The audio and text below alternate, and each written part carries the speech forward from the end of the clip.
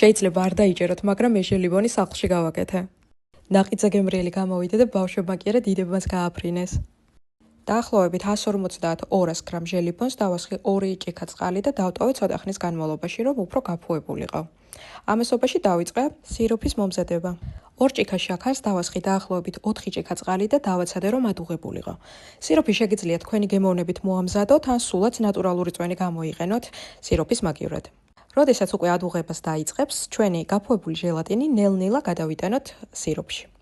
როდესაც ბოლომდე გადავიტანე ჟელატინი, შემდეგ უკვე გადავანაწილე ჭიქებში და დავამატე საკვების აღებავე.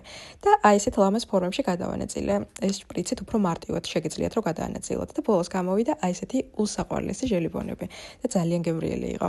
შეიძლება ისეც არ იყოს ბოლომდე ჯანსაღი, თუმცა ნაყიდ ჟელიბონთან შედარებით ის მაინც ვიცით ნამდვილად რა აქვს დამატებული და რა არა. დამიწერეთ თქვენ რას ფიქრობთ ასეთ ვარიანტზე და თუ გაასინჯებდით თქვენ შვილებს. მადლობა რომ მიყურეთ.